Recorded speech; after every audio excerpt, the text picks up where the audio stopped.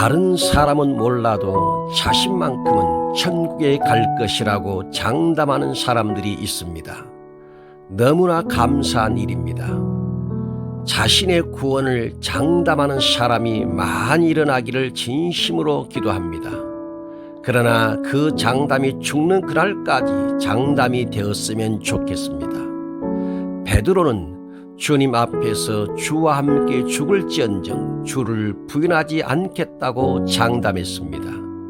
그러나 베드로는 목숨의 위협 앞에 예수님을 3번이나 부인하고 말았습니다. 그래서 당신도 죽는 그 시간까지 구원이 장담이 되게 해야 합니다. 자신의 영혼이 구원받았다는 사실을 무엇으로 어떻게 알 수 있을까요? 믿으니까 구원받은 것이 아니냐고 하겠지요. 그런데 엉터리로 믿는 사람이 얼마나 많습니까? 교회를 다니니까 구원받은 것이 아니냐고 하겠지요. 그런데 자기 마음대로 교회를 다니는 사람이 얼마나 많습니까? 믿는 것과 행하는 것이 일치가 되지 않아서 가짜로 믿는 사람이 얼마나 많습니까? 당신이 구원받은 것은 당신과 하나님만이 아시는 일이지만 성경은 이렇게 말씀합니다. 고린도 후서 5장 17절 말씀입니다. 누구든지 그리스도 안에 있으면 새로운 피조물이라. 이전 것은 지나갔으니 보라 새 것이 되었도다. 주님 안에서 새로운 피조물의 삶이 구원받았음을 보여주는 참 모습이 아닐까요? 거듭남은 그리스도 안에서 새 창조입니다. 새 피조물로 다시 지음을 받은 사람은 옛사람처럼 살아가지 않습니다. 마태복음 17장 2절 말씀입니다. 그들 앞에서 변형되사 그 얼굴이 해같이 빛나며 옷이 빛과 같이 휘어졌더라. 당신이 새로운 피조물이라면 지상적 형태에서 천상적 형태로 변형되어야 합니다. 당신이 새로운 피조물이라면 땅의 사람에서 하늘의 사람으로 변형되어야 합니다. 당신이 새로운 피조물이라면 육적인 사람에서 영적인 사람으로 변형되어야 합니다. 이것이 새로운 피조물입니다. 이것이 구원받은 모습이라고 생각합니다. 새로운 피조물의 삶은 전혀 다른 형태와 다른 모양의 삶을 살아갑니다. 이전 것이 지나가 버린 삶을 살아갑니다. 당신이 거듭나고 영원히 구원받은 그리스도인이라면 형태와 모양의 변화가 있어야 합니다. 말로만 믿는다고 해서는 안 됩니다. 당신만은 많은 사람들 앞에서 변형이 이루어졌다는 말을 꼭 듣고 살기를 바랍니다. 로마서 12장 2절 말씀입니다. 너희는 이 세대를 본받지 말고 오직 마음을 새롭게 함으로 변화를 받아.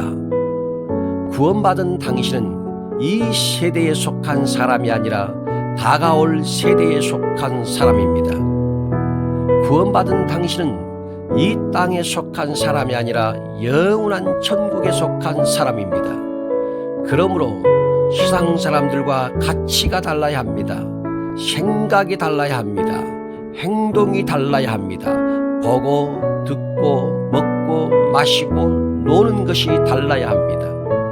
구원받은 사람은 세상으로 나가는 길이 일방통행이 되면 안 됩니다. 구원받은 사람은 세상으로 나가는 길이 미로와 같은 많은 장애물을 쳐야 합니다.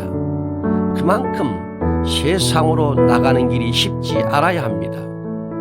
고속도로는 달리기도 쉽지만 사고가 나면 대형 사고가 납니다. 그러나 징검다리를 건널 때는 불편하고 느리기는 하지만 안전합니다. 세상으로 나가는 길이 고속도로인가요? 아니면 징검다리인가요? 죽는 그날까지 우리의 구원이 장담이 되기 원한다면 사도 바울의 충고를 들어보세요. 빌립보서 2장 12절 말씀입니다.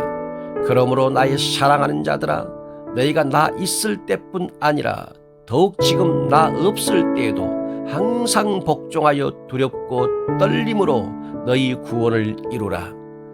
확실한 구원을 이루어가기 위해서 주님 앞에 항상 복종해야 합니다. 주님 앞에 항상 두렵고 항상 떨리는 마음이 있어야 합니다. 복종과 두려움과 떨림은 불순종과 죄로부터 자신의 영혼을 지킵니다.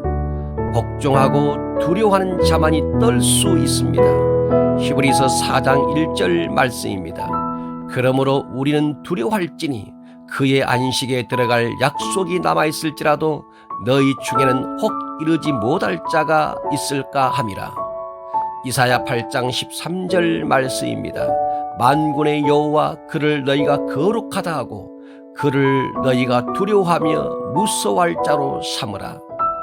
부모에 대한 두려움이 없으면 무례하고 건방지고 제 멋대로 하는 방자가 만들어집니다.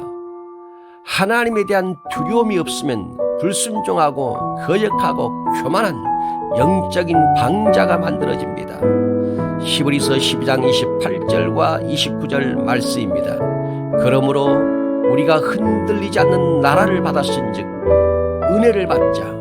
이로 말미암아 경건함과 두려움으로 하나님을 기쁘시게 섬길지니 우리 하나님은 소멸하는 불이심이라. 구원에 대해 떨림이 있는 자만이 자신의 영혼을 진정 사랑하는 사람입니다. 죄에 대해서 떨어야 합니다. 교만과 거만과 오만과 자만에 대해서 떨어야 합니다. 불순과 불순종에 대해서 떨어야 합니다. 불의와 악을 행함에 대해서 떨고 떨어야 합니다. 영혼 구원에 대해서 끝까지 긴장하는 바울의 고백을 들어보세요. 고린도전서 9장 27절 말씀입니다. 내가 내 몸을 쳐 복종하게 하면 내가 남에게 전판 후에 자신이 도리어 버림을 당할까 두려워함이로다. 바울은 자신이 주님께 버림을 당할까 두려워 버림을 당하지 않기 위해서는 자신을 관대하게 대하지 않기로 작정했습니다. 죄에 대해서 관대하지 마세요. 불의에 대해서 관대하지 마세요. 옛사람의 성품과 기질을 관대하게 대하지 마세요. 불순종을 관대하게 대하지 마세요. 옛사람의 것들이 다시 살아나고 죄악이 속에서 올라올 때는 자신을 쳐야 합니다. 그것만이 주님께 버림을 당하지 않는 길입니다. 고린도전서 10장 12절 말씀입니다. 그런즉 선 줄로 생각하는 자는 넘어질까 조심하라. 히브리서 3장 12절 말씀입니다.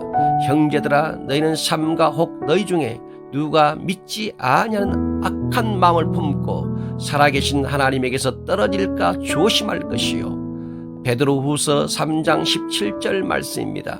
그러므로 사랑하는 자들아 너희가 이것을 미리 알았은즉 무업한 자들의 미혹에 이끌려 너희가 굳센 데서 떨어질까 삼가라. 나는 성경을 많이 읽었으니 넘어지지 않아. 떨어지지 않아. 나는 제자 훈련을 받았으니 넘어지지 않아. 떨어지지 않아. 나는 성령세를 받았으니 넘어지지 않아. 떨어지지 않아. 나는 모태신앙이 넘어지지 않아. 떨어지지 않아. 나는 중직자이니 넘어지지 않아. 떨어지지 않아. 천만의 말씀입니다. 아담을 넘어지게 하고 다윗을 넘어지게 하고 베드로를 넘어지게 하고 아나니아와 삽비라를 넘어지게 한 사탄은 예수님까지도 넘어지게 하고 떨어지게 하려고 했다는 사실을 잊지 마세요. 우리 인생에 있어서 가장 중요한 질문을 던지겠습니다. 당신은 구원받았습니까? 말로만 구원받다고 하지 마시고 삶으로 구원받았음을 증명하시기 바랍니다. 아멘.